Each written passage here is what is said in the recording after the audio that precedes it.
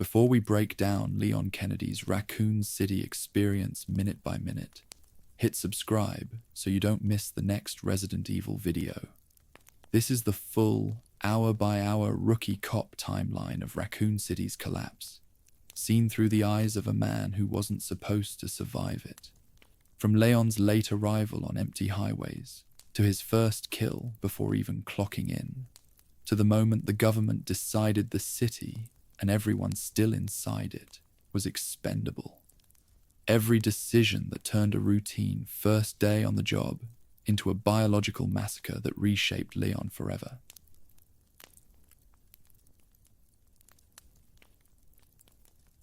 Leon S. Kennedy began his journey toward Raccoon City under a cloud of personal frustration and professional anticipation.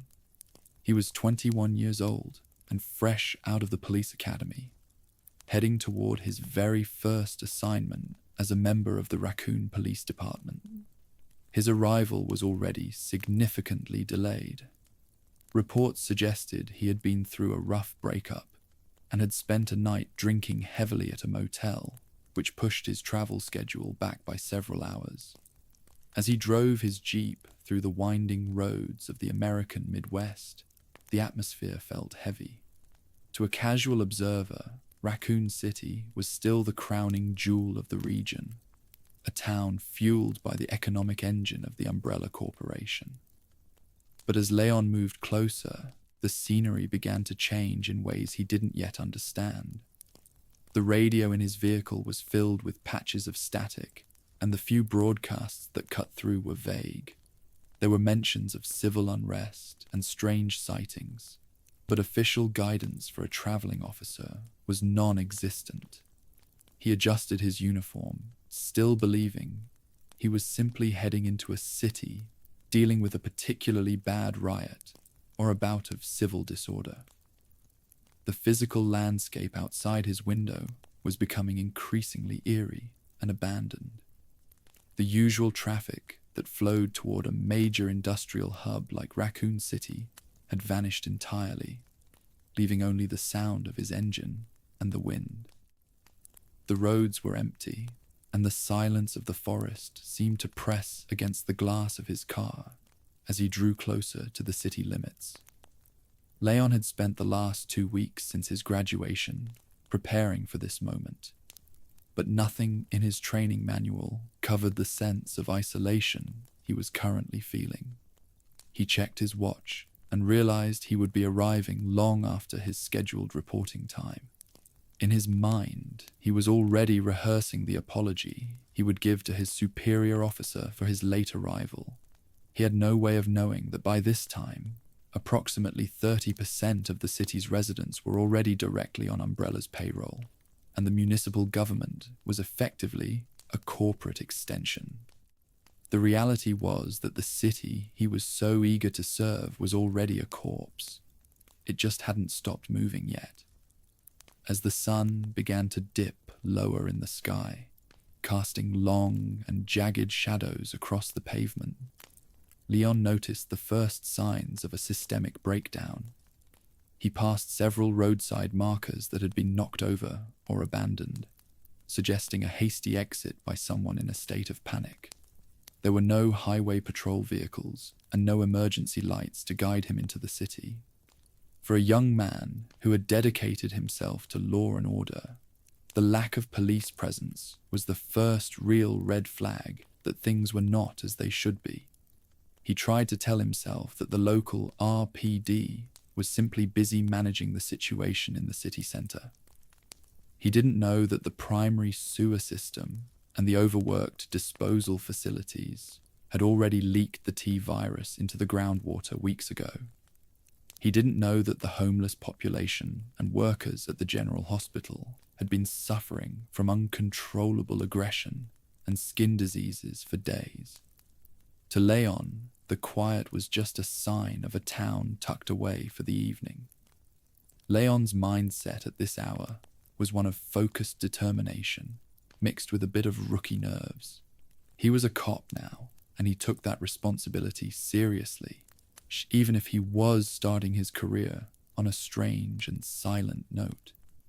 He reached for his Matilda handgun making sure it was secured in its holster, a habit born from weeks of repetitive drill at the academy. He looked at the map one last time, checking the route toward the police station. Raccoon City was a company town, and he expected a certain level of order and precision from a place so heavily backed by a pharmaceutical giant. The bright urban renewal project's umbrella touted to the public had painted a picture of a safe and thriving community. But the foundations were rotting. Microscopic failures in the city's infrastructure had already turned the water supply into a death sentence.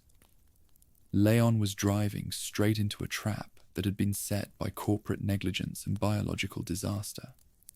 By 5 p.m., the thin veil of civilization in Raccoon City was already shredding, even if Leon couldn't see the smoke on the horizon yet. The emergency infrastructure designed to handle fires or civil unrest had already failed because it had no protocol for a self-replicating riot. The first responders had already fallen, and the screams of sirens were beginning to blend into a single wall of sound within the city limits. Leon gripped the steering wheel, his eyes fixed on the road as the trees thinned out and the buildings of the outskirts appeared. He was a rookie who wanted to prove himself, ready to protect and serve a population that was currently being consumed from the inside out. He was less than an hour away from his first encounter with the Walking Dead, and his life was about to be torn apart.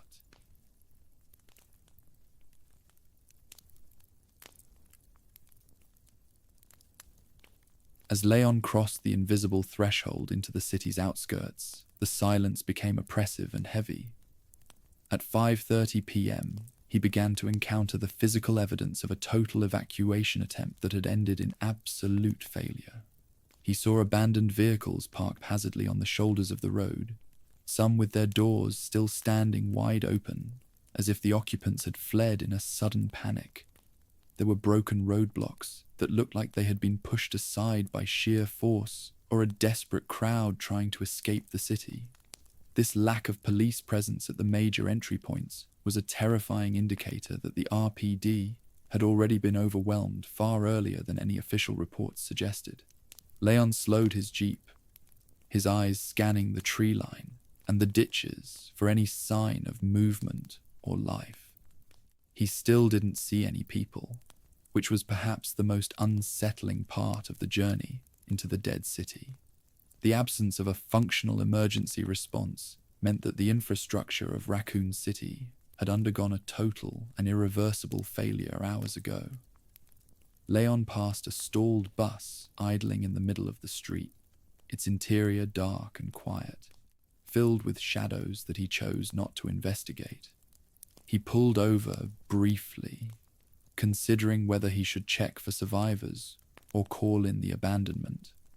But the growing darkness and the heavy atmosphere urged him to keep moving toward the precinct. He didn't know that the fire department was already paralyzed. She with trucks swarmed by marauders and firefighters left defenseless against the growing number of zombies. The concept of order had vanished from these streets long before he arrived. Every abandoned car represented a person who had either fled on foot into the woods or had been pulled from their vehicle in a moment of sheer terror. This silence was a testament to the lethality of the T-virus and the speed with which it had moved through the population. Leon adjusted his radio again, but the static was now constant, a wall of white noise that offered no comfort.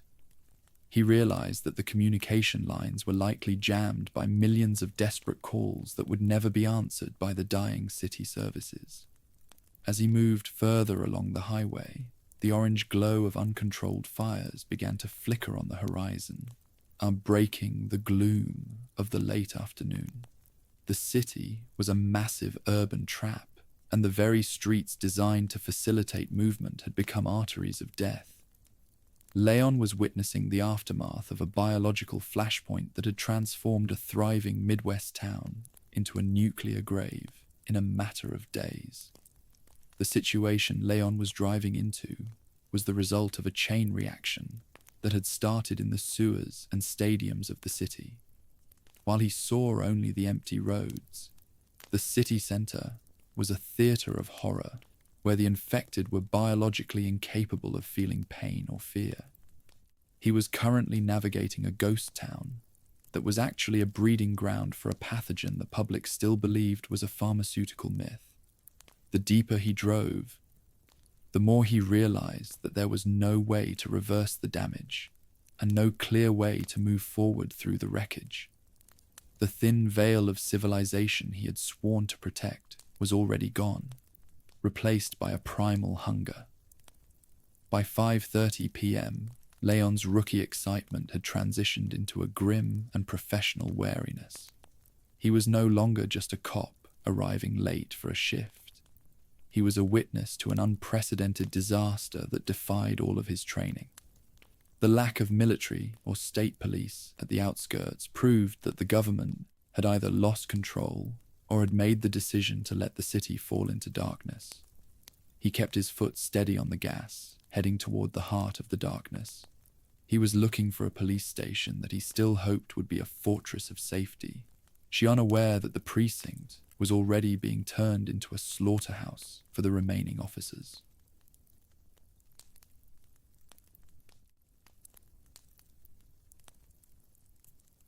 At 6 p.m., Leon's reality finally collided with the horror of the outbreak in a violent and unforgettable way. Needing to refuel, or perhaps just hoping to find a working telephone to contact the precinct, he pulled into a roadside gas station on the very edge of the city limits. The station appeared empty, but the lights were still humming, casting a sickly yellow glow over the pumps and the pavement. As Leon stepped out of his vehicle, the silence he had experienced on the road felt even more focused here, as if the world was holding its breath. He called out, identifying himself as a police officer, but his voice only echoed off the metal and glass of the abandoned store. He noticed a smear of blood on the door handle as he entered the convenience store, a long streak that indicated someone had been dragged into the back room with significant force. Leon drew his Matilda 9mm, his hands shaking as the weight of the situation settled on him for the first time. He pushed open the door to the storage area and found the first victim of his career, the station attendant, torn apart by something with claws and teeth. Before he could process the sight, a man stumbled toward him from the shadows of the street. Leon's training told him to identify the threat and give clear commands, but the man didn't respond like a human being. His skin was a rotting grey, his eyes were clouded white, and his jaw hung loose as if the muscles had simply dissolved away. It was a visible and violent eruption of the T-virus's symptomatic peak, showing the world exactly what Umbrella had created. The infected man lunged with a guttural moan, and Leon was forced to fire his weapon. He hit the man in the chest twice, but the figure didn't flinch or slow down in its pursuit. It was a ferocity that defied human logic, a biological drive for consumption that Leon had never seen in any training simulation or manual. Leon fired again, this time hitting the creature in the head, and it finally collapsed to the floor. He stood in the quiet store, breathing hard, trying to reconcile the fact that he had just killed what looked like a civilian on his very first night in town. He was a rookie cop who had just used lethal force before he had even clocked in for his first shift. The incident at the gas station confirmed a terrifying truth. The infection was not contained within the city walls, but had spread to the surrounding forest and the highway arteries. As Leon retreated toward the front of the store, he saw shapes moving in the darkness outside, dozens of them shuffling toward the light of the station. He realized then that the city wasn't just experiencing a riot. It was being consumed by a self-replicating plague that turned the living into monsters. He ran for his car, the sound of moaning and scratching glass filling the air. as the creatures pressed against the storefront windows. As Leon pulled out of the parking lot, he caught a glimpse of a woman on a motorcycle, Claire Redfield, who was also fleeing the scene of the attack. They didn't speak, but their eyes met in a shared moment of realization that their lives would never be the same. Leon floored the accelerator, leaving the gas station behind as it was swarmed by the dead. He was now driving straight into the heart of Raccoon City, knowing that the pharmaceutical myth he had heard about was a very real and very hungry reality. The first quiet infections were over. The public massacre had begun in earnest.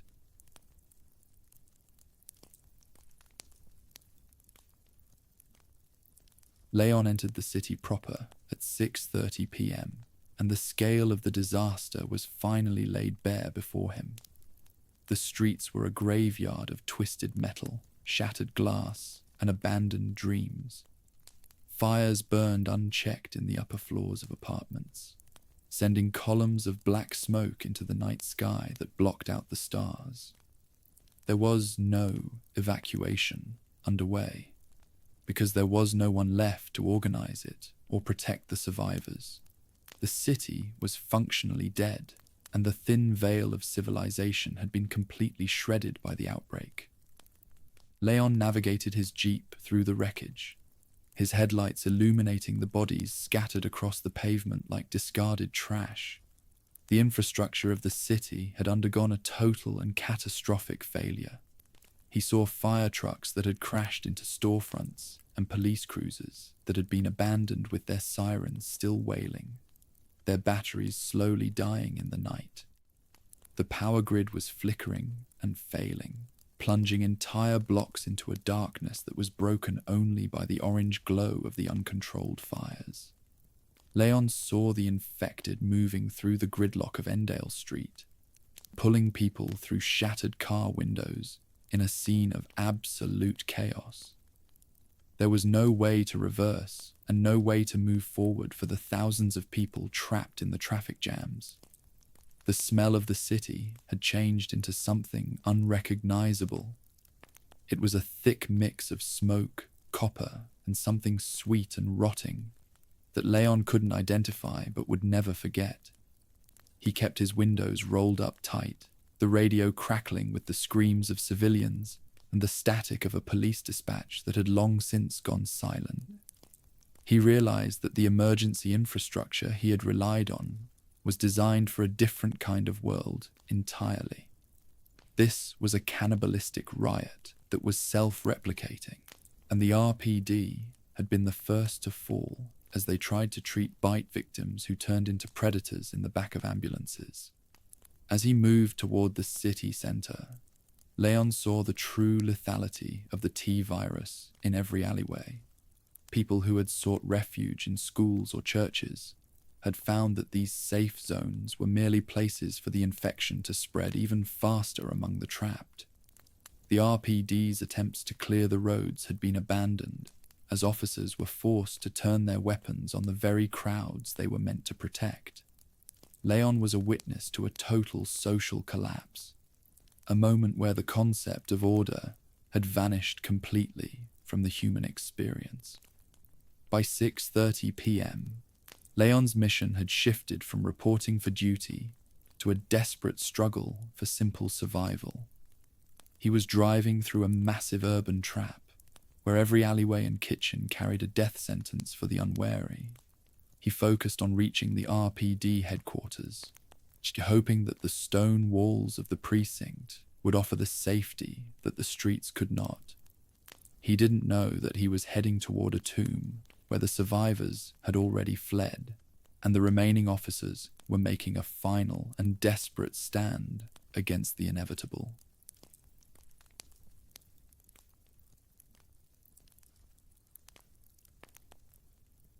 At 7 p.m., Leon's journey took a sudden and violent turn that would define his night. As he tried to navigate around a jackknife tanker truck, a massive explosion rocked the street, flipping his vehicle and pinning him against the steering wheel. Dazed and bleeding from a cut on his forehead, He crawled out of the wreckage only to find himself face to face with the woman from the gas station, Claire Redfield. She had also crashed her motorcycle nearby and was struggling to her feet in the middle of the chaos. They stood together in the middle of a burning intersection, surrounded by the moans of the approaching dead who were drawn to the sound of the blast. Claire explained she was in Raccoon City, looking for her brother, Chris Redfield, a member of the Elite Stars unit. She had received a letter saying something was wrong and had driven across the country to find him, unaware of the scale of the disaster. Leon told her he was a cop, though the title felt hollow and strange given the destruction surrounding them. They realized quickly that they were in way over their heads, as a wall of zombies began to close in from all directions. They were forced to cooperate, firing their weapons in a desperate attempt to clear a path through the growing horde. They sought temporary shelter in a nearby diner, debarricading the door against the collective weight of the dead outside. Inside, they reloaded their weapons and tried to form a plan while catching their breath. Leon saw a police car parked across the street with its lights still flashing and suggested they use it to reach the precinct. It was a long shot, but the glass of the diner was already cracking under the pressure of the infected pressing against it in their hunger. They counted to 3 and ran, Leon flooring the accelerator as they pulled away from the swarming crowd into the night. The drive to the station was a nightmare of dodging bodies and the burning wreckage of the city. A zombie clung to the side mirror, its rotting face pressed against the glass until Claire shot it through the window, sending it tumbling back into the dark. They reached the Raccoon Police Department only to find the front entrance blocked by a mountain of abandoned cars and debris. They were forced to separate as another explosion or a sudden surge of the dead pushed them into different entry points of the building, promising to meet inside. By 7 p.m., Leon had found his first ally in the chaos of the night. His meeting with Claire provided a brief moment of human connection in a city that had become biologically incapable of empathy or reason. As they disappeared into the shadows of the police station, Leon was no longer alone, but the mission to find safety had only just begun in earnest. He was entering a fortress that had already been breached from the inside by the very people it was meant to house.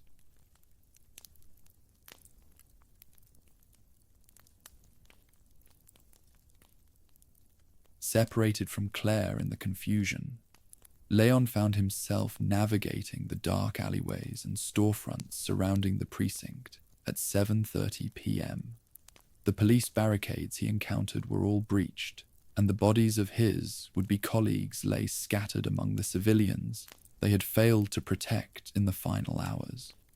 He moved through the shadows, his flashlight cutting through the smoke and the gloom of the dying city. He saw firsthand the systemic collapse of the city's defenses that had occurred while he was still on the road. Officers had been forced to use axes and hoses against swarms of zombies, but they were ultimately defenseless against a riot that was self-replicating through every bite. Leon witnessed horrific and unforgettable scenes as he moved toward a side entrance of the station.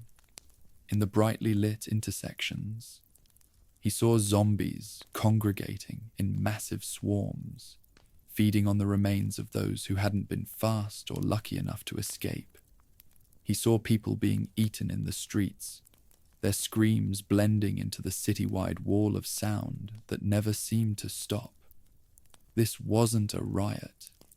It was a public massacre where the first responders had been the first to fall to the infection. Leon had to use his training to conserve ammunition, aiming for the head as he dropped zombies that stumbled out of the darkness toward him. He navigated through a pharmacy and a back alley, finding that the thin veil of civilization had been completely shredded by the virus. he saw evidence of the T virus's rapid reanimation cycle. People who had been bitten only minutes ago were already standing back up to hunt their own families in a cruel mockery of life. The emergency infrastructure had no protocol for this kind of biological flashpoint, leaving the city defenseless. Leon felt the heavy weight of his badge, realizing that the city services had failed completely, and that he was likely one of the last few people left with any authority or will to help. The fires continued to spread without any resistance, plunging entire blocks into a darkness broken only by the orange glow of uncontrolled destruction. Leon saw the water supply leaking from broken mains, realizing now that the very lifeblood of the city had become a toxic soup of the T virus. He moved carefully and slowly, avoiding the larger crowds of infected that had turned the streets into arteries of death. Every corner he turned brought a new and visceral horror, confirming that Raccoon City was lost before he ever arrived to save it. By 7:30 p.m., Leon had accepted the total and irreversible systemic collapse of the city. He reached the side door of the RPD, climbing over a high fence to escape a group of zombies that had spotted him in the alley. He was entering the station alone, his weapon raised and his heart racing, expecting to find the order and safety that had vanished from the streets. He didn't know that the precinct was already dark, and that the floor was sticky with the blood of the officers who had tried and failed to hold the line against the horde.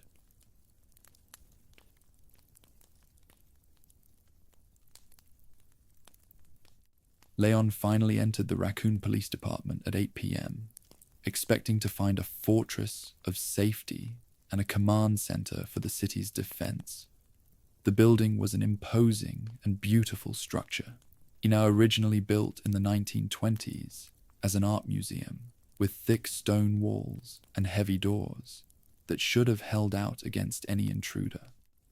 However, as soon as he stepped inside the side entrance, he realized the station had already fallen internally to the infection. The main hall was dark, and the air was thick with the overwhelming smell of rotting meat and industrial chemicals. Emergency lights cast long and flickering shadows down the hallways, revealing the chaos and violence that had unfolded within these walls only hours ago. He called out into the darkness, identifying himself as an officer of the law, but his voice only echoed through the empty and silent museum. He found the floor sticky with blood and saw bodies in the hallways. Some were civilians who had sought refuge. Others were officers in uniform who had died trying to protect them from the inevitable. The police had made a desperate stand here, but they had lost the battle for the precinct. He saw sealed doors and defensive puzzles that the officers had likely used to slow the spread of the infection through the building as their numbers dwindled. The precinct he had traveled across the country to join was now a silent tomb. Leon reached the main hall and saw dozens of bodies piled near the front entrance, a mix of officers and zombies that told the story of the final and desperate struggle for control of the building. A voice called out from the second-floor balcony, and Leon found Officer Marvin Branner, who was blood-stained and barely standing. Marvin had been shot and bitten, and he warned Leon that the station was overrun and that most of the officers were already dead or turned.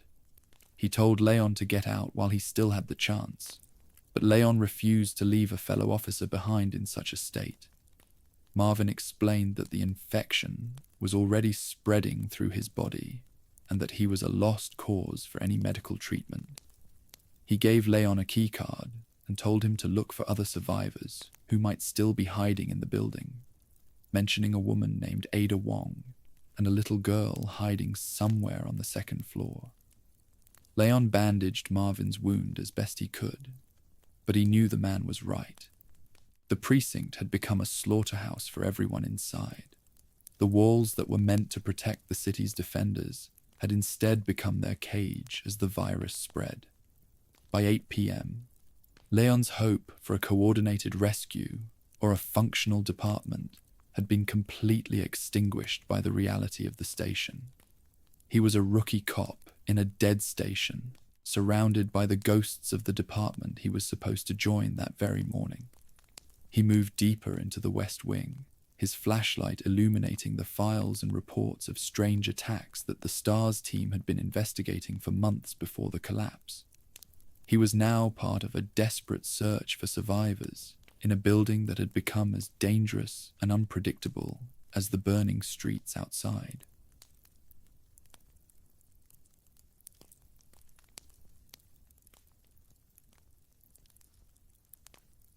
As Leon moved deeper into the office wings of the Raccoon Police Department at 8:30 p.m., he began to piece together the final hours of the precinct through the scattered journals and memos left behind by the fallen. These logs painted a picture of a command structure that had disintegrated with terrifying speed. He found reports from officers who had watched their partners turn during routine shifts, describing a sense of disbelief that paralyzed the department until it was too late. The station was no longer a place of authority. It was a maze of barricaded hallways and makeshift medical wards where the wounded had eventually become the predators. Leon realized that the panic had been so absolute that the police had begun sealing off entire sections of the building, trapping survivors inside with the very monsters they were trying to avoid. The journals described a descent into madness that mirrored the streets outside, but with the added horror of being trapped in a supposed safe zone. Leon read the desperate scribbles of an officer who had watched the chief of police descend into erratic and predatory behavior as the situation worsened. The logs confirmed that by the time the public massacre had reached its peak at the stadium, the RPD was already hollowed out from within. The officers who remained had either fled into the night or were waiting in dark corners for a rescue that would never come. Leon felt the weight of his uniform becoming a target rather than a shield, as he realized the police were the first ones the infected had swarmed. Leon spent time examining the makeshift barricades, noticing how they were constructed from office desks and filing cabinets. It was a sign of how desperate the struggle had become in the final hours. He found a blood-stained roster of the officers who had been on duty, and nearly every name had a grim notation next to it. Some were marked as missing, while others were simply crossed out. It was a sobering realization for a rookie who had expected to be part of a team. Instead, he was walking through the ruins of a department that had been systematically dismantled by an invisible enemy. In the dark corners of the station, Leon could hear the faint sounds of the building settling, punctuated by the occasional moan or shuffle from a nearby room. He stayed low, his flashlight beam cutting through the dust motes and the lingering smell of copper. Every step felt heavy with the history of the men and women who had stood their ground here. He realized that the station was not just a building. It was a graveyard for the city's last line of defense. The sense of isolation was growing as he began to understand that he was truly on his own in this nightmare. The internal breakdown of the RPD was not just a failure of tactics. It was a failure of the city's spirit. Leon saw evidence of officers who had turned on each other in the confusion, their fear overriding their duty. He found a locker room where several officers had apparently chosen to end their own lives, rather than face the transition into the infected. It was a visceral reminder of the psychological toll the T-virus took on those who understood what was happening. Leon gripped his weapon tighter, his resolve hardening as he moved past the scenes of despair toward the next level of the station.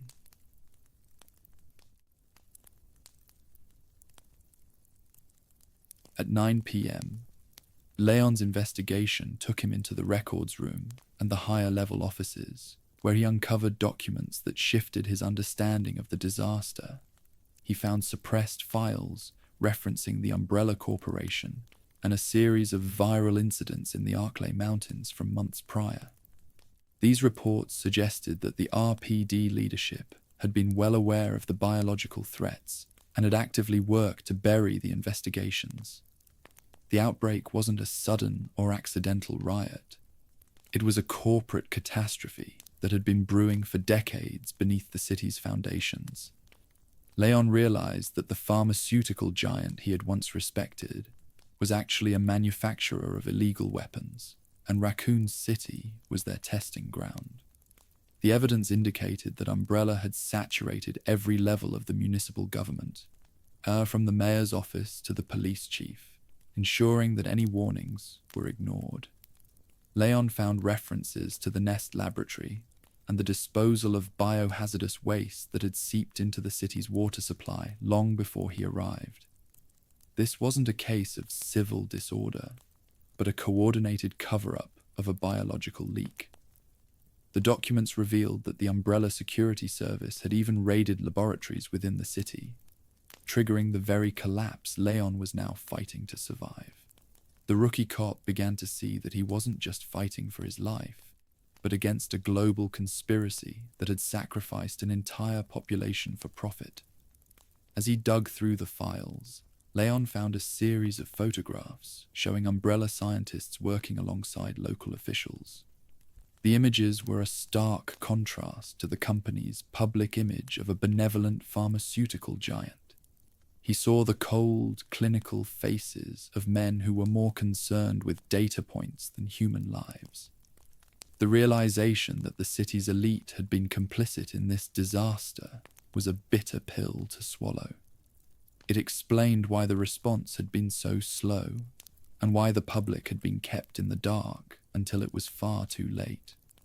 The corporate presence was felt in every corner of the city, from the billboards to the very infrastructure he was currently navigating. Leon saw how Umbrella had used Raccoon City as a controlled environment for their experiments, treating the residents like lab rats. The documents he found were a testament to the company's arrogance, as they detailed their plans for the next stage of biological warfare. He felt a surge of anger at the thought of the lives that had been discarded in the name of corporate greed. Leon's understanding of the night had changed. It was no longer a simple rescue mission or a struggle for survival. It was a fight for the truth.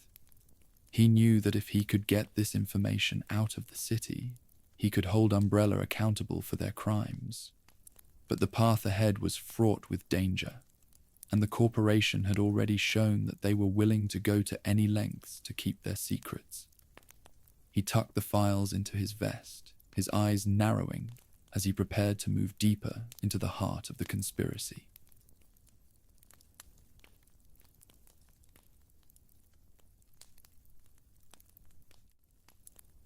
As Leon navigated the upper floors at 9:30 p.m., the nature of the threat evolved into something far more predatory. He encountered the Lickers, which were advanced mutations that had moved beyond the simple, shambling state of the common infected. These creatures showed a terrifying level of adaptation, crawling across ceilings with exposed muscle and razor-sharp claws.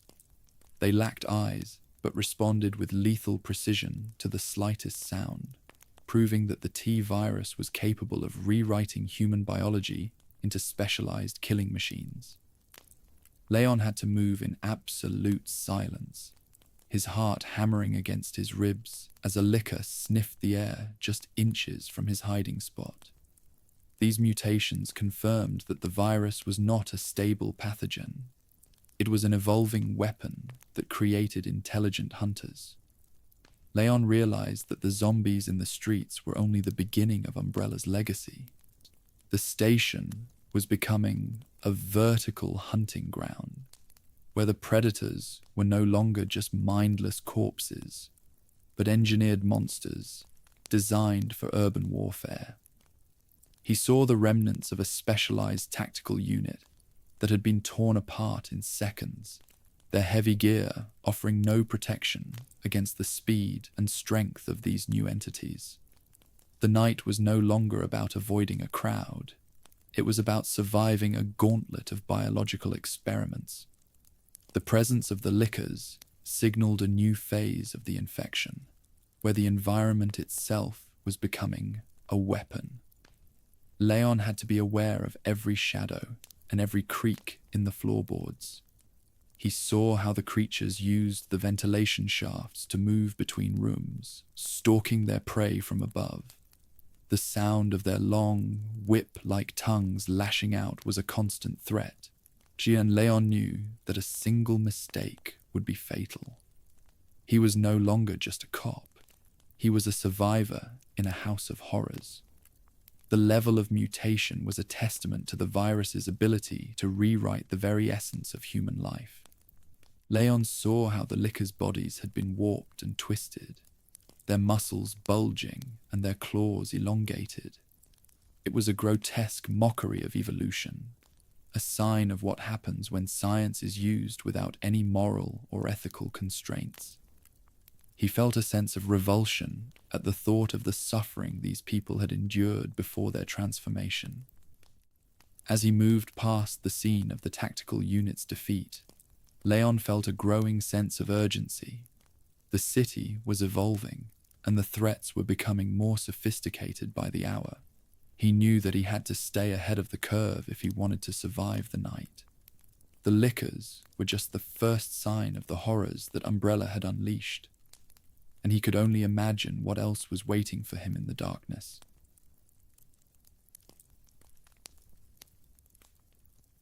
Around 10 p.m., Leon encountered a woman named Ada Wong in the parking garage beneath the station. She presented herself as an FBI agent on a mission to investigate Umbrella and find her boyfriend, a researcher named John.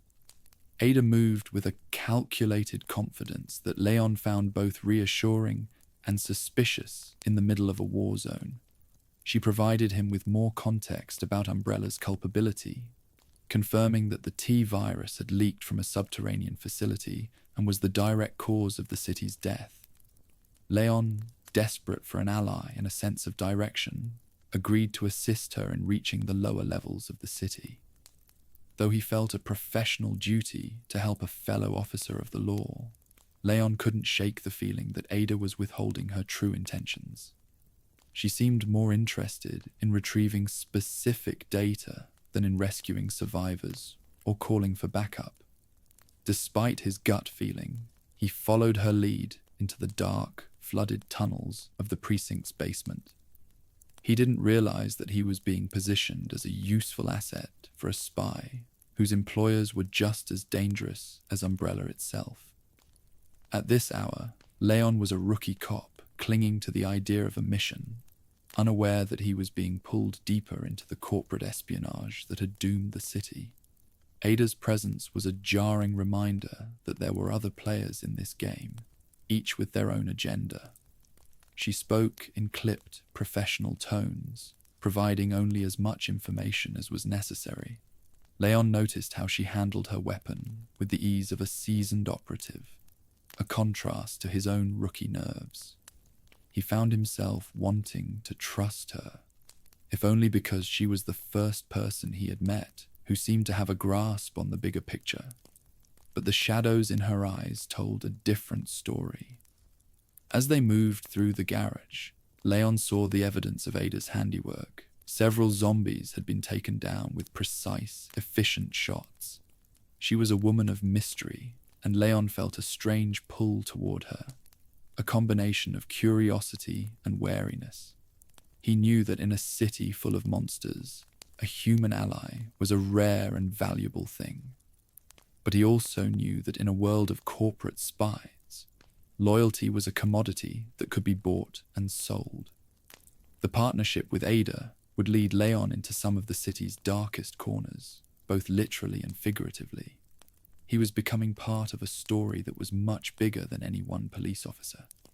As they entered the lower levels, the smell of damp earth and chemicals grew stronger.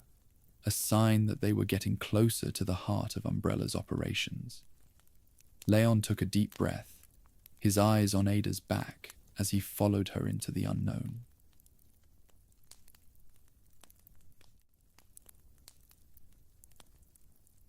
By 10:30 p.m., Leon and Ada discovered secret passages and elevators that bypassed the public areas of the police station. These hidden routes exposed an extensive umbrella infrastructure that had been built directly into the city's foundations years before the outbreak. Leon saw industrial-grade facilities, high-security doors, and chemical storage units hidden behind the stone walls of the old museum. It became clear that the RPD was never just a police station. It was a cover for the corporation's local operations and a gateway to the massive Nest facility located beneath the streets. The discovery of these tunnels explained why the police department had been so easily compromised. Umbrella had literal back doors into the heart of the city's law enforcement, allowing them to move assets and waste without oversight. Leon navigated through the maintenance corridors, seeing symbols of the Umbrella logo etched into the very machinery that kept the city running. This was a level of corporate penetration that was impossible to comprehend for someone who believed in the independence of public service. He was walking through the guts of a city that had been owned by a single company for decades. The underground access was a marvel of engineering and a testament to Umbrella's resources. The corridors were brightly lit and climate-controlled, a stark contrast to the darkness and chaos of the station above. Leon saw high-tech surveillance cameras and automated security systems that were still operational, monitoring their every move. He felt a sense of unease at the thought of who might be watching them from the other side of those lenses. As they moved deeper, they found a staging area filled with military equipment and biohazard suits. It was clear that Umbrella had been prepared for a disaster of this scale, or perhaps they had even planned for it. Leon saw crates of weapons and medical supplies, all marked with the corporate logo. He realized that while the city was burning, the corporation was simply moving to the next stage of their plan. The sense of betrayal was overwhelming. The tunnels led them toward the heart of the city's infrastructure, where the water and power lines converged.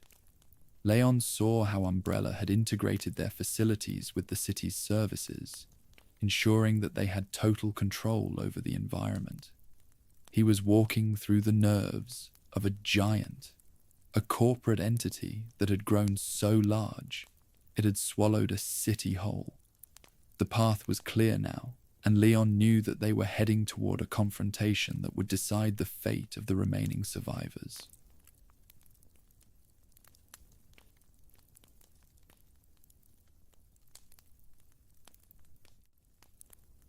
At 11 p.m., the nature of Leon's night changed from a struggle against the infected to a targeted assassination attempt.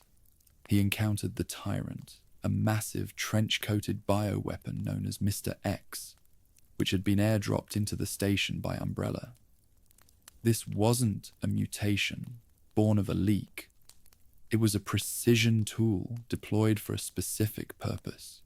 It was sent to eliminate any remaining witnesses and retrieve evidence of the corporation's crimes.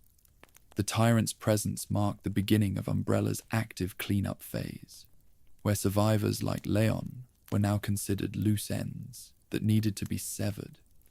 The creature was an unstoppable force, ignoring small arms fire from his Matilda 9mm and smashing through stone walls with ease.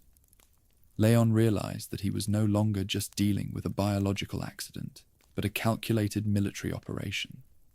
The Tyrant didn't eat its victims, it executed them with cold, mechanical efficiency.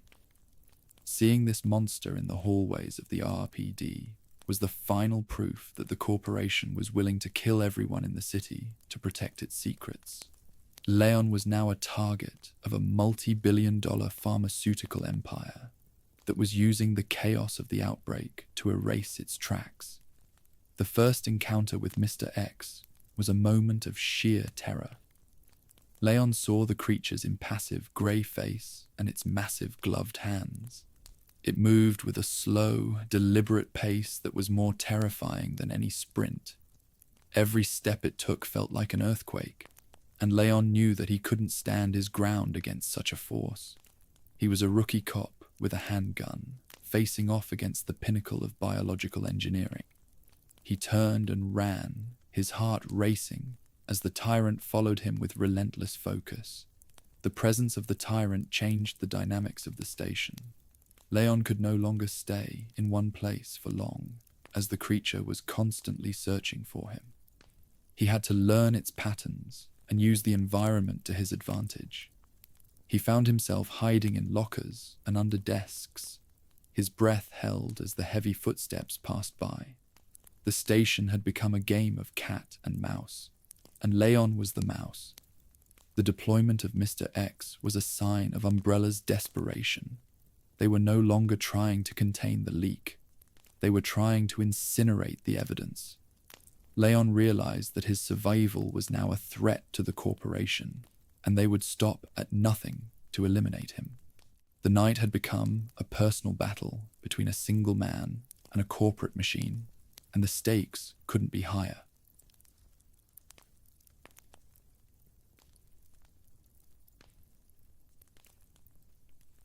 By 11:30 p.m., the sound of heavy, rhythmic footsteps echoed through the precinct, signaling that Mr. X was stalking Leon relentlessly.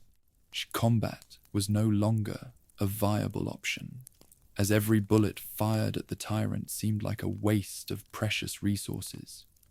Leon had to rely on his wits and his knowledge of the station's layout to evade the hunter, moving through the shadows and doubling back through narrow corridors. The psychological pressure was immense. Every door that opened could reveal the towering figure of the executioner. Leon was no longer a survivor searching for a way out. He was a liability that Umbrella was determined to remove. The pursuit forced Leon to stay mobile, preventing him from resting or carefully planning his next move. He felt the weight of the city's collapse pressing down on him, knowing that if he slowed down for even a second, the tyrant would be there to end his life. This was the reality of biological warfare. It wasn't just about the virus, but the specialized weapons that followed in its wake. Leon's survival now depended on his ability to remain a ghost in the machine, navigating a precinct that had been turned into a high-stakes game of hide-and-seek, where the loser was erased from existence. Leon found that the tyrant was capable of tracking him even across floors, its senses tuned to the sound of his movements. He had to learn to move silently, avoiding broken glass and creaky floorboards. The constant threat of discovery was exhausting, and Leon felt his stamina beginning to fail. He saw how the creature smashed through barricades that had held back dozens of zombies, a reminder of its overwhelming strength. He was a man out of time, in a city out of luck. The pursuit took him into parts of the station he had never seen before, from the dark recesses of the basement to the narrow balconies of the upper floors. He saw how the building was being torn apart by the tyrant's presence, the stone walls crumbling under its blows. It was a visceral reminder of the power that Umbrella held and the length they would go to protect their interests. Leon was a witness to the destruction of the very institution he had sworn to serve. Despite the fear, Leon felt a growing sense of defiance. He refused to be just another victim of the corporation's cleanup. He focused on his mission, looking for any information that could help him and Claire escape. The pursuit was a test of his resolve, and he was determined to pass it. He was no longer just a rookie. He was a survivor who had looked into the eyes of a god and refused to blink.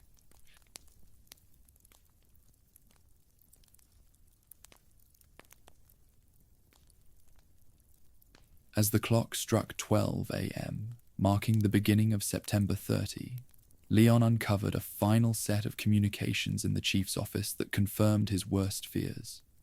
The federal authorities had officially abandoned Raccoon City, designating it a total loss and ordering a complete military blockade of the perimeter. No rescue teams were coming, and no help was on the way for the thousands of people still fighting for their lives in the ruins. The city had been written off as a biohazard zone, and the government's only priority was preventing the infection from reaching the rest of the country. Leon stood in the silence of the office, the realization of his isolation sinking in. He was a rookie cop whose entire world had been declared a nuclear grave by the very people he had sworn to assist. The city that was once the pride of the Midwest was now just a problem to be solved through sterilization. This confirmation of abandonment was the final blow to Leon's original mission. He was no longer an officer of a functioning society, but a man trapped in a tomb that was about to be burned to the ground. The documents detailed the government's plan for the sterilization of the city, a clinical term for its total destruction. Leon saw maps with target zones and countdown timers, a grim reminder of the clock that was ticking down on his life. He felt a sense of betrayal that was deeper than any corporate conspiracy. The authorities he had trusted to protect the people had instead chosen to sacrifice them in the name of containment. He was a man without a country, in a city without a future.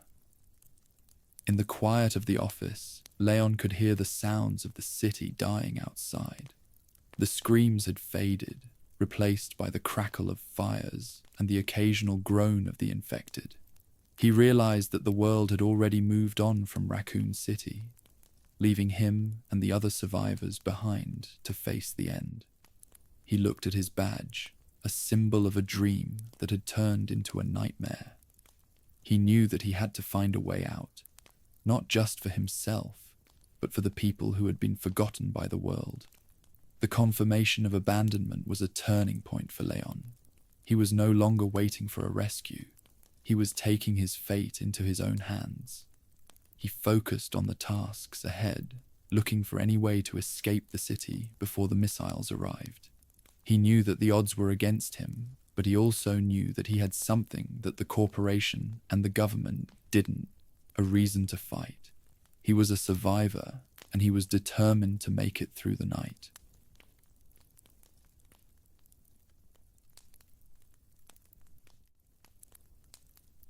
By 12:30 a.m., Leon was forced to leave the relative stability of the police station behind and descend into the city sewer system.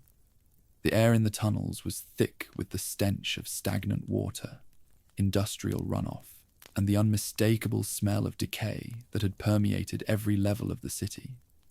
Navigating the sewers was a test of Leon's mental fortitude, as the narrow concrete corridors amplified every splash and groan, making it impossible to tell how close the next threat truly was. He moved through waist-deep water that was likely a concentrated soup of the T-virus, knowing that a single slip or an open wound could mean an agonizing transformation. The darkness here was absolute, broken only by the narrow beam of his flashlight, which revealed the slime-covered walls and the rusted machinery of a city that had long neglected its own foundations. The transit through the sewers confirmed that Umbrella had been using the city's public works as a private dumping ground for biological waste for years. Leon encountered creatures that had been bred or mutated in total isolation, far removed from the human zombies on the surface. He saw giant spiders and other arthropods that had grown to monstrous proportions due to prolonged exposure to the viral sludge. These were not the accidental infections of the stadium, but the inevitable result of corporate negligence. The sewers acted as a subterranean artery for the infection, carrying the death sentence of the water supply into every neighborhood in Raccoon City while Leon waded through the very source of the disaster. As he moved deeper, Leon realized that the sewer system was a transit network designed to move more than just waste. It was a hidden pathway for Umbrella personnel. He found high security doors and maintenance access points that required specialized keycards, proving that the corporation had total control over the city's underbelly. Every junction brought him closer to the source of the nightmare, but it also took him further away from any hope of a conventional escape. The isolation of the tunnels was a precursor to the clinical coldness of the laboratories that lay ahead. The psychological toll of the sewers was immense, as the constant sound of rushing water and the scuttling of unseen limbs wore down Leon's nerves.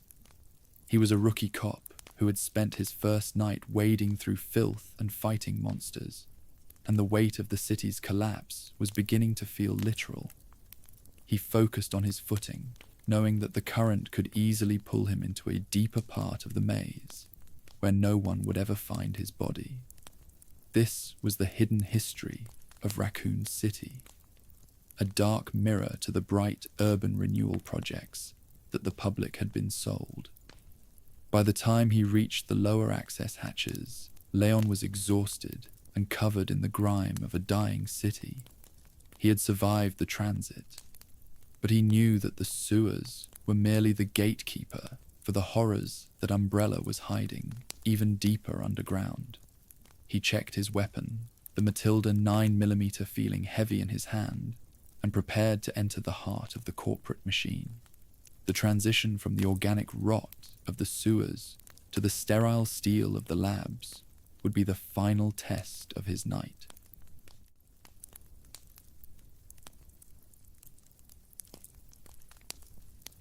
At 1 a.m., Leon finally breached the perimeter of the nest, Umbrella's primary research facility, located deep beneath the city streets.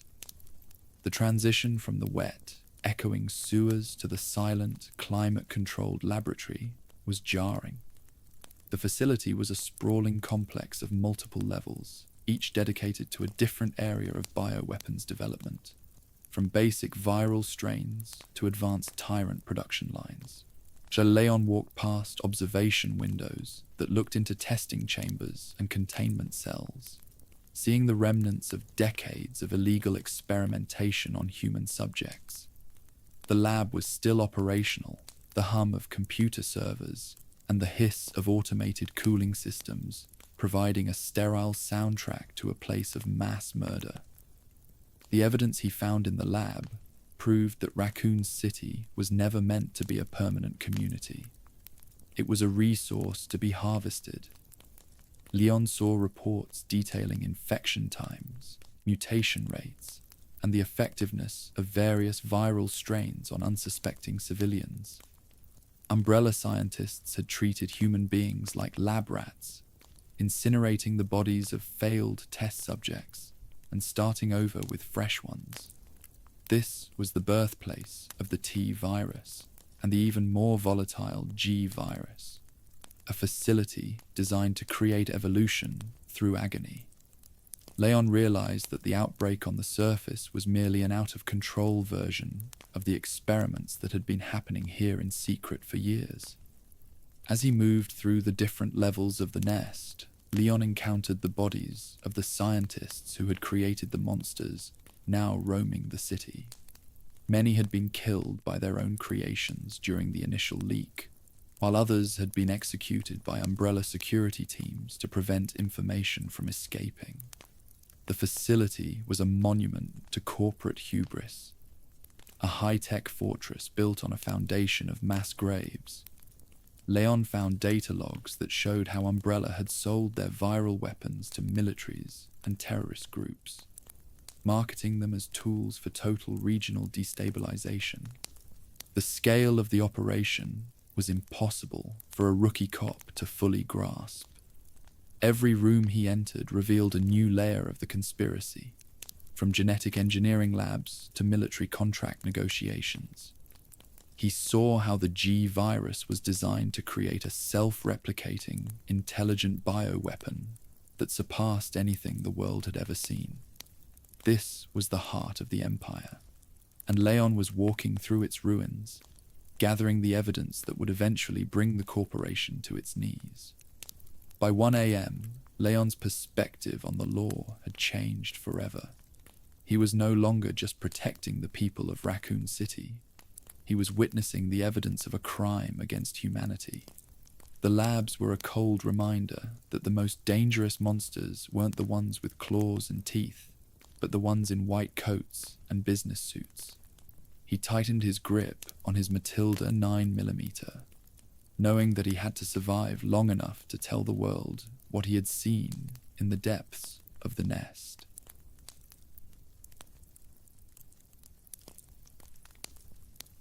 By 1:30 a.m., the fragile alliance between Leon and Ada Wong began to fracture as the truth about her mission surfaced. While they were deep within the laboratory complex, Ada's status as a corporate spy became undeniable. She wasn't an FBI agent, and she wasn't looking for a boyfriend. She was a mercenary sent to retrieve a sample of the G virus for her mysterious employers. Leon watched as she expertly bypassed high-level security protocols that would have stopped any law enforcement officer, realizing that he had been a convenient tool for her infiltration. The betrayal was a sharp sting in a night already defined by loss. Yet Leon found himself unable to fully detach from her.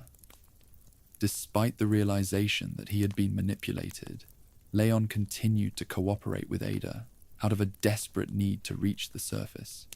He was a rookie who still believed in saving people, and Ada was the only person who knew how to navigate the self-destruct sequences and the lockdown zones of the facility.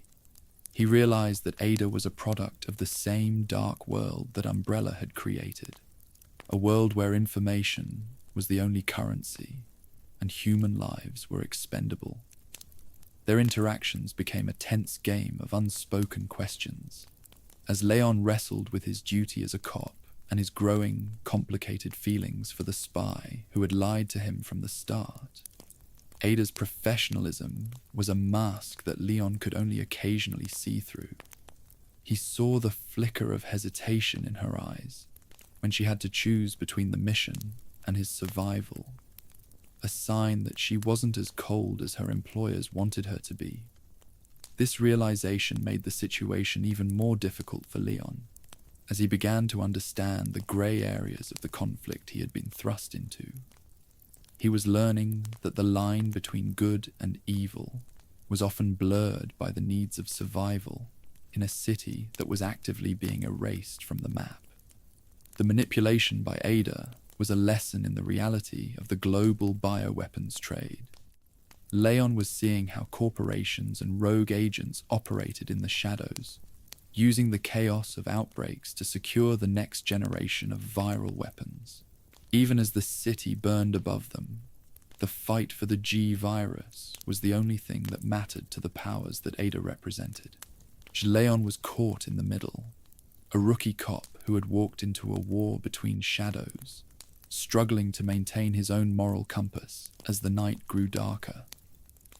As they moved toward the final laboratory tiers at 1:30 a.m., the partnership was one of pure necessity. Leon knew he couldn't trust Ada, but he also knew he couldn't survive without her. He watched her back as she moved through the facility, a spy and a cop bound together by a shared goal of escape, even if their reasons were worlds apart. This experience was refining Leon, stripping away his rookie idealism and replacing it with a hard-edged pragmatism that would define his future career.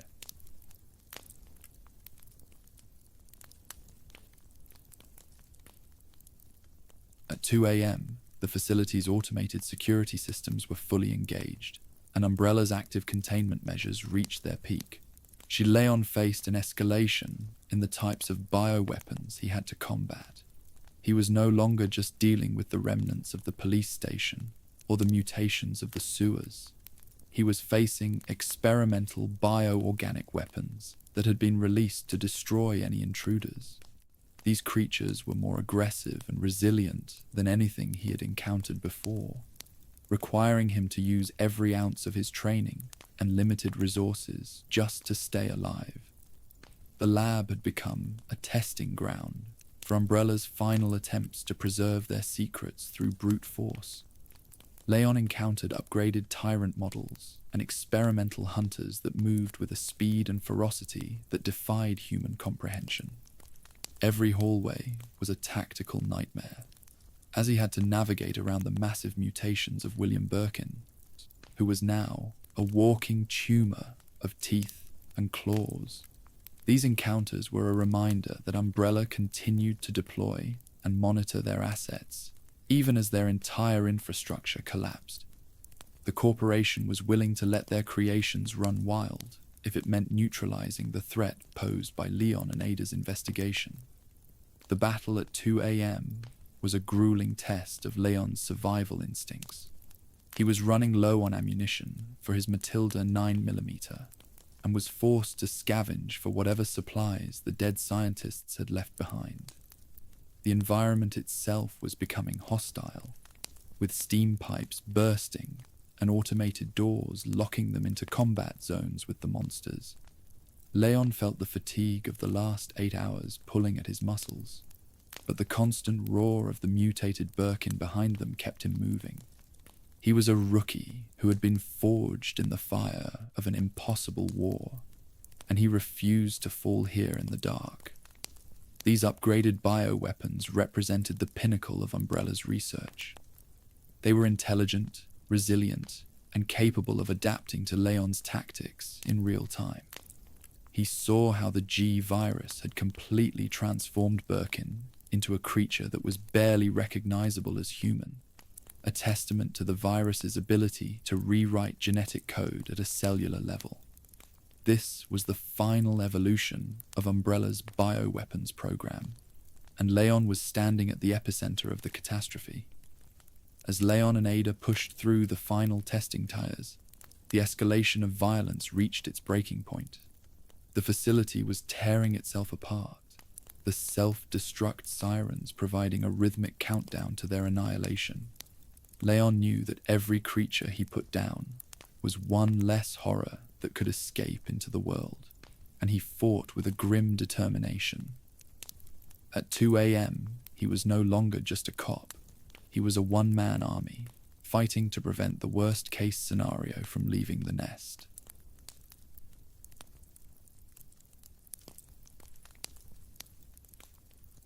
By 2:30 a.m., Leon uncovered final confirmation that the United States government had authorized a sterilization operation for Raccoon City. This wasn't a rescue or a containment effort. It was a thermobaric missile strike intended to vaporize the city and everything in it to prevent the spread of the T virus. The documents he found detailed the exact timing of the launch and the estimated casualty count, confirming that the city had been designated a total loss by federal authorities hours ago. The realization that the government was willing to kill the remaining survivors just to erase the evidence was a final, crushing blow to Leon's remaining idealism. The order for the missile strike was a cold, clinical solution to a corporate disaster. It proved that the rot in Raccoon City extended all the way to the highest levels of national security. Leon realized that he was now running against a clock that was much bigger than the self-destruct sequence of the laboratory.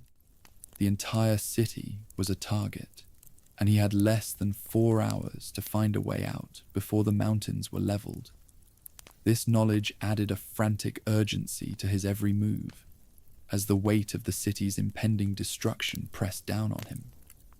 The confirmation of the strike also highlighted the level of collusion between the government and Umbrella. The sterilization was as much about covering up the illegal experiments and military contracts as it was about containing the virus. Leon understood that if he survived, he would be a witness to a crime that the most powerful people in the world wanted forgotten. This realization hardened his resolve. He wasn't just fighting to live, he was fighting to ensure that the truth about Raccoon City would survive the explosion. As he shared the news with Ada, the reality of their situation became even grimmer. They were in the deepest level of the facility, with monsters on all sides and a government missile heading their way. The silence between them in that moment was heavy with the weight of the thousands of lives that were about to be extinguished in an instant. Leon looked at his RPD badge, showed a symbol of a career that had lasted less than a day and was now being targeted for destruction by the very government he had sworn to serve. By 2:30 a.m., the path was clear. It was a race to the bottom of the facility to find a transit out before the city became a nuclear grave. Leon pushed aside his exhaustion and focused on the map of the lower levels. He was a rookie cop in a dying city, and he was determined to be one of the few who walked away from the blast zone to tell the story of what had actually happened in Raccoon City. Part 21. 3 a.m. Final lab confrontations. As 3 a.m. arrived, Leon reached the final secure tiers of the nest, where the facility's most dangerous secrets were kept under heavy lock and key. The self-destruct sirens were now a constant, deafening roar, and the air was thick with the smell of ozone and smoke from the failing systems. He was forced into a final, brutal series of confrontations with the remaining bioweapons that Umbrella had released to erase all physical evidence. These battles were no longer about exploration. They were about survival and preventing the total erasure of the truth. Every room was a gauntlet of mutated flesh and industrial hazards, as Leon fought to secure an escape route through the center of the complex. Leon faced off against the final, most unstable form of William Birkin, who had now mutated into a massive wall of teeth and claws that blocked the path to the emergency transit. The battle was a desperate struggle that required Leon to use the environment to his advantage, detonating fuel lines and using the facility's own machinery to damage the creature. He was running on pure adrenaline, his body covered in cuts and bruises from the hours of constant combat. This was the final hurdle between him and the escape train, and he fought with a ferocity that matched the monsters he was trying to put down.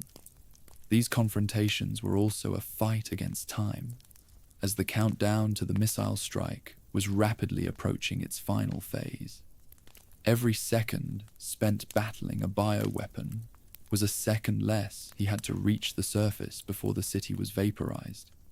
Leon could see the facility literally falling apart around him, with structural supports collapsing and electrical fires spreading through the labs. He was standing at the ground zero of the disaster, and the only way out was through the very things that Umbrella had created to destroy him. The final lab fights were a testament to the lethality of the G virus. Leon saw how it forced the human body to evolve at an impossible rate, turning a brilliant scientist into a walking cancer that consumed everything in its path. It was a visceral lesson in the dangers of playing God, and Leon was the one who had to clean up the mess. He felt a grim sense of duty as he unloaded his final magazines into the beast, knowing that this was the only way to ensure that Birkin's nightmare would end with the city. By 3 a.m., Leon had fought through the worst that the nest had to offer. He reached the elevator that would take him to the final transit platform, his weapon nearly empty and his spirit tested to its limit. He was the last line of defense against the absolute erasure of Umbrella's crimes, and he prepared to regroup with Claire and find a way out of the city before the sun rose on the nuclear grave. Part 22. 3:30 a.m. Regrouping with Claire.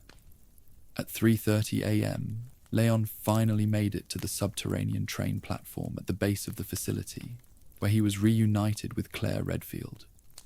She was accompanied by Sherry Birkin, the young daughter of the scientists who had started the disaster, whom Claire had found hiding in the police station. The reunion was a brief moment of relief in a night defined by isolation and violence. They were both exhausted, their clothes torn and their faces smudged with blood and soot, but they were still alive. The three of them stood on the platform as the alarms of the facility grew more frantic, the realization of their limited time pressing down on them. The regrouping was a tactical necessity, as they had to work together to activate the final evacuation train. Leon and Claire shared the horrifying information they had gathered, the truth about Umbrella, the impending missile strike, and the fact that no one was coming to save them. They realized that they were likely the only survivors left in the entire downtown area, a sobering thought as they looked at the young girl in their care. Their priority shifted from personal survival to ensuring that Sherry made it out of the city alive, a goal that gave them a final burst of purpose. Claire had found evidence of her brother Chris's involvement in the investigation of Umbrella, confirming that his warnings were what had drawn her into the city. Leon shared the keycards and data he had recovered, knowing that this information was the only way to hold the corporation accountable if they survived the night. They were a team of survivors who had been forged in the most brutal conditions imaginable, and they prepared to make their final stand against whatever was left in the darkness of the tunnels. The atmosphere at 3:30 a.m. was one of grim determination. The sound of explosions from the upper levels of the facility echoed down the train shaft, and they could feel the vibration of the city's impending destruction in the ground beneath their feet. Leon checked his Matilda 9mm and found that he was down to his last few rounds. He looked at Claire and Sherry, the only people he could still trust, and realized that their escape was the only thing that mattered now. As they boarded the train and began the startup sequence, Leon felt a sense of finality. He was leaving behind the ruins of a city he had come to serve, and the career he had dreamed of was already gone. The night had stripped him of everything, but it had also given him a mission that went far beyond the RPD. He was a survivor of Raccoon City, and he was ready to do whatever it took to get out before the missiles turned the valley into a crater.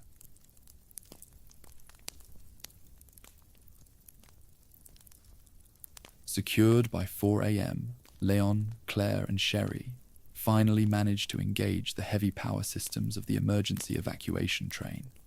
The platform deep beneath the nest facility was alive with the sound of grinding metal and hissing steam as the massive transport began its automated startup sequence. Leon stood near the control console, his eyes darting between the monitors and the dark tunnels behind them.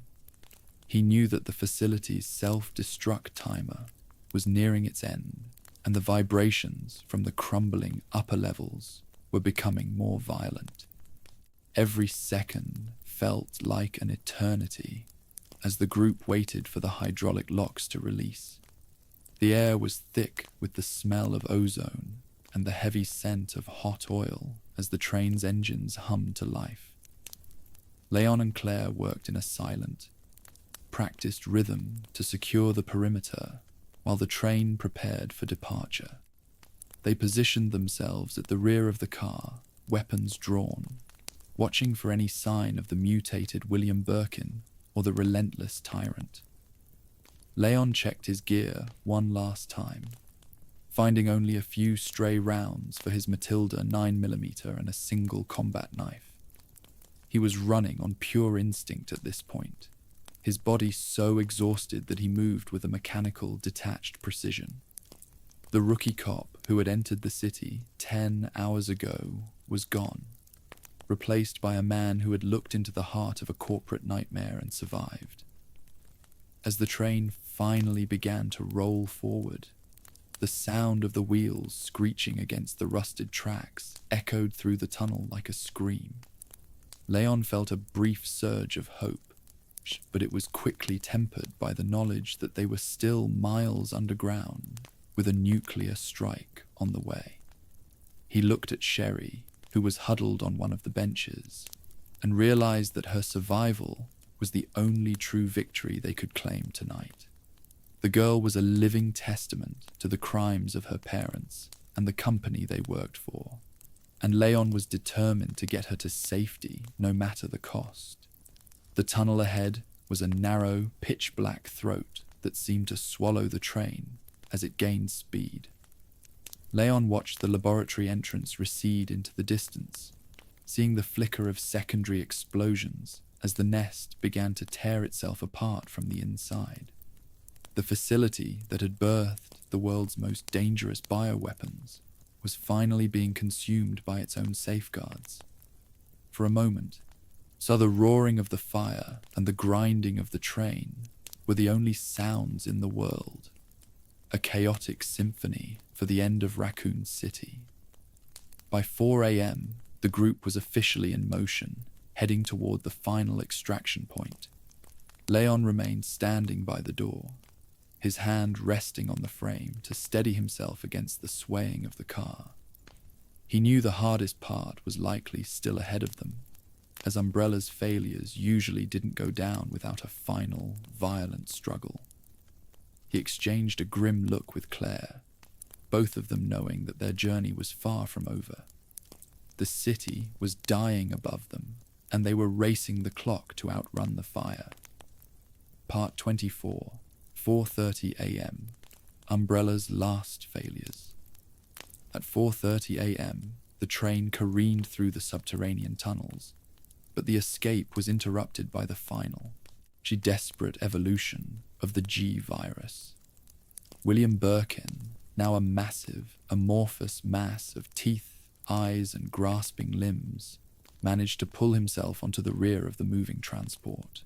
The creature had lost all semblance of humanity, becoming a literal walking tumor that threatened to derail the train and consume everyone on board. Leon and Claire were forced into one last, brutal confrontation on the swaying platform of the car. The sound of the wind rushing past and the roar of the beast created a wall of noise that made communication nearly impossible. Leon unloaded the very last of his ammunition into the creature's glowing, pulsating eyes, trying to find a weak point in the wall of mutated flesh. He saw how the G virus was attempting to integrate itself with the metal of the train, its tentacles lashing out to grip the sliding doors and the undercarriage. This was the ultimate failure of Umbrella's research, a weapon that could not be controlled, only fed. Leon felt a sense of cold fury as he fought, knowing that this monster was the result of a single man's arrogance and a corporation's greed. Every strike from the beast was a reminder of the thousands of people who had already died in the city above. The battle reached a fever pitch as the train entered the final straightaway toward the surface. Claire managed to find a heavy weapons crate in the storage locker, providing them with a final chance to put the beast down for good. Leon took the opening, using the last of his strength to trigger an explosion that finally severed the creature's grip on the car. The mass of mutated flesh fell away into the darkness of the tunnel, shrieking as it was crushed beneath the wheels of the following cars. Leon collapsed against the wall of the train, his lungs burning and his vision blurring from the exertion. Even as they defeated the monster, the facility's final systems were collapsing around them. The backup servers that held Umbrella's data were being purged, and the structural supports for the tunnels were beginning to give way. Leon watched the monitors in the cab as the data streams turned to static, realizing that while they had survived, much of the physical evidence of Umbrella's role in the disaster was being erased by the corporation's own protocols. It was a calculated move to ensure that even if the city was destroyed, the company's higher-ups could remain in the shadows. By 4:30 a.m., the train had cleared the final laboratory perimeter. Leon stood over the shattered remnants of the rear door, looking back into the abyss they had escaped. He knew that Birkin was gone, but the legacy of the G virus would haunt him for the rest of his life. He returned to the main cabin and sat beside Claire and Sherry, the three of them sitting in a heavy, exhausted silence as the train began its final climb toward the outskirts of the city. Part 25, 5 p.m., Raccoon City destroyed. The timeline reaches its most devastating point at 5 a.m., as the first light of dawn began to touch the mountains surrounding Raccoon City. From the relative safety of the train tracks on the outskirts, Leon and the others felt the ground drop away as a massive white-hot flash illuminated the sky behind them. The United States government had followed through on its threat, detonating a thermobaric missile directly over the city center. The resulting shockwave tore through the valley, vaporizing the buildings, the streets, and the thousands of infected still roaming the ruins. In an instant, Raccoon City was erased from the map, replaced by a towering pillar of fire and smoke that could be seen for hundreds of miles. Leon watched the mushroom cloud rise through the rear window, the sheer scale of the destruction impossible to fully process. 100,000 people were gone. The RPD, the hospital, the parks, and the homes of every person he was supposed to protect had been reduced to ash and radioactive dust. The government had chosen to cauterize the wound rather than treat the infection. And Leon was a witness to the most extreme act of domestic military force in history. He felt a profound sense of hollowness, realizing that his police career had ended with the total annihilation of his jurisdiction. The blast zone was a perfect circle of total erasure. Physical evidence of Umbrella's laboratories, the police chief's corruption, and the viral leaks were all consumed by the heat of the explosion. To the rest of the world, Raccoon City would be remembered as a tragic industrial accident or a localized riot that got out of hand. Leon knew the truth, but he also knew that the truth was currently being burned out of existence. He looked at the badge in his hand, now a useless piece of metal, and realized that he was one of the few people left who knew the names of the monsters that had actually caused this. The silence that followed the blast was even more haunting than the sirens had been. The train continued to move away from the impact site, the sound of the wheels on the tracks, the only thing breaking the stillness. Leon saw Claire holding Sherry close, the girl's eyes wide as she watched her home disappear in a wall of fire. This was the true cost of biological warfare. Not just the monsters, but the complete and total loss of a human community. Raccoon City was no longer a place. It was a scar on the landscape and a warning to the future. By 5 a.m., Leon Kennedy was no longer a rookie cop. He was a survivor of a nuclear strike and a biological war. He sat on the floor of the train, his head in his hands, as the reality of the night finally broke him.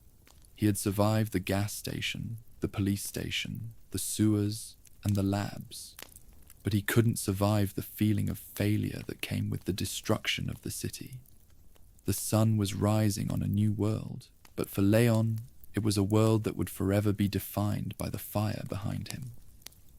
Part 26, 5:30 a.m., immediate aftermath.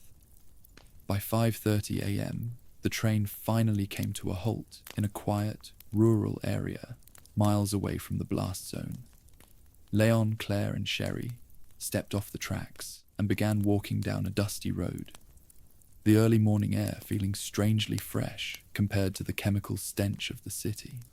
They were eventually picked up by a military patrol that had been cordoning off the area. Leon didn't resist. He was too tired to fight, and he still believed that he could tell his story to the authorities and get justice for the dead. However, the reception was far from what he expected. Instead of being treated like a hero or a survivor, Leon was immediately separated from Claire and Sherry. He was taken into a windowless transport vehicle and driven to a secure facility for debriefing. The soldiers were cold and efficient, their faces hidden behind gas masks and tactical gear. Leon realized that the government was not interested in his well-being. They were interested in containment. The debriefing began almost immediately, with men in suits asking him precise, pointed questions about what he had seen in the nest and what data Ada Wong had managed to take with her. The immediate aftermath was a blur of bright lights and aggressive questioning. Leon was forced to recount every hour of his night, from the gas station at 10 p.m. to the train escape at 4:30 a.m. That every time he mentioned Umbrella's culpability or the secret labs, the interrogators would steer the conversation back to the viral threat and the necessity of the missile strike. He realized that the narrative was already being shaped. The government was protecting its own interests, and Leon's testimony was a problem that needed to be managed. He spent the next few hours in a small, concrete room, his injuries finally being tended to by a silent medic. He asked about Claire and Sherry, but no one would give him an answer. He was a prisoner of the system he had sworn to uphold. The weight of his isolation returned, but this time it was different. In the city, he was isolated by monsters. Here, he was isolated by the very people who were supposed to be the good guys. The trauma of the night was being compounded by the realization that there was no safe place to turn. By 5:30 a.m., Leon knew that his life would never return to normal. He was a witness to things that the world was not supposed to know, and that made him a dangerous asset. He sat on a metal cot, staring at the wall, waiting for the next round of questions. He had survived the fire, but he was now entering a different kind of hell. One of NDAs, government secrets, and the long shadow of a corporation that refused to die. Part 27, 6 a.m. Silencing the witness. By 6 a.m., the final stage of Leon's first night as a police officer was complete. He was presented with a series of documents that effectively ended his life as a private citizen. The men in suits made it very clear: if he wanted Sherry Birkin to be protected, and if he wanted Claire to remain free, he would have to cooperate with the government. He was being threatened, monitored, and effectively silenced. The public story would be that Raccoon City was destroyed due to a catastrophic viral outbreak, that the government had no choice but to stop with force.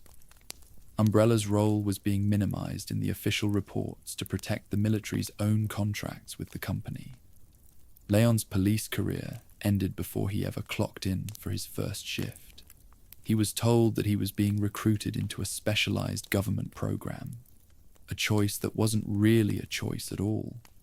They saw him as a weapon, a man who had shown an incredible aptitude for surviving biological warfare. If he agreed to work for them, Sherry would be given a safe life under government supervision. If he refused, he would likely disappear into a black site along with the truth about what happened. Leon looked at the signature line on the contract, knowing that he was selling his freedom to save a little girl. He realized then that Raccoon City was not a tragedy that would be solved with a court case. It was a permanent state of being. The corporation and the government were two sides of the same coin, and he was now caught between them. He signed the papers with a shaking hand, his eyes cold and distant. He was no longer the optimistic rookie from the police academy. He was a man who understood that justice was a lie, and that the only thing that mattered was survival and the protection of those left behind. The final hour of his first night was spent in the back of a black sedan. being driven away from the facility toward an undisclosed training camp. He looked out the window and saw the sun fully up now, the world looking peaceful and normal, as if a major American city hadn't just been wiped off the face of the earth. He felt a deep, simmering resentment toward the system that was now his master. He vowed that even if he had to work for them, he would never forget what happened in that police station or in those labs. By 6 a.m., Leon S. Kennedy was officially an operative. The rookie cop was dead, buried under the ash of Raccoon City. He was being transformed into a weapon that the system would use to fight its own monsters for the next 20 years. He closed his eyes. The image of the mushroom cloud burned into his mind, and prepared for a life of shadows. The nightmare of Raccoon City was over, but the war for Leon Kennedy had just begun. Part 28, The Making of an Operative. The final verdict on Leon Kennedy's first night is that Raccoon City did not create a hero, it created a weapon. His survival was not a matter of luck, but a result of a rapid, violent adaptation to an environment that was biologically designed to kill him. 10 hours was all it took to strip away his idealism, his career, and his faith in the institutions of law and order. He had walked into the city wanting to protect people, and he walked out knowing that the people in power were the ones who had put those citizens in the path of the virus.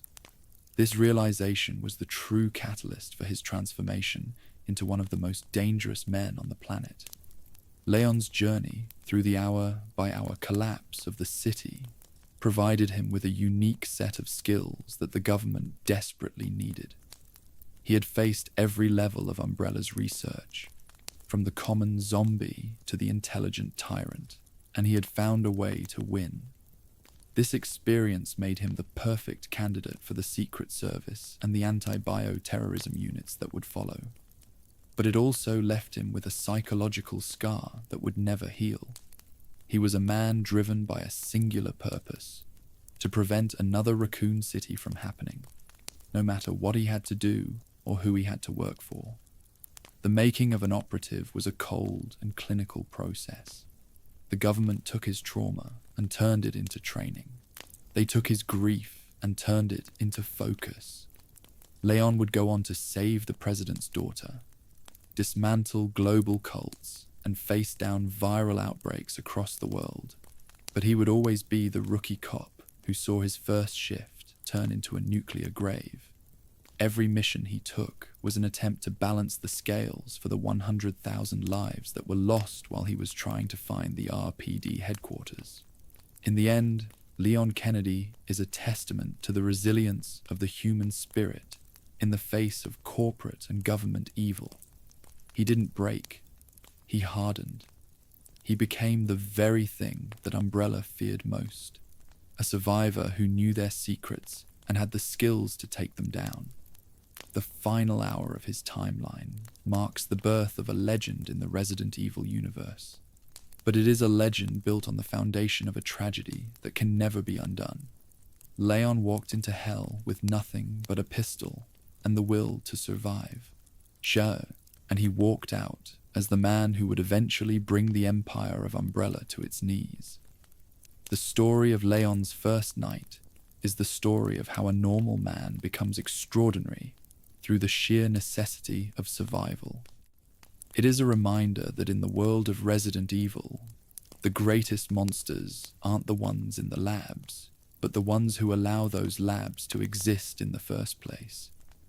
Leon Kennedy would spend the rest of his life fighting those monsters, forever haunted by the memory of the city that burned behind him as the sun rose on September 30, 1998.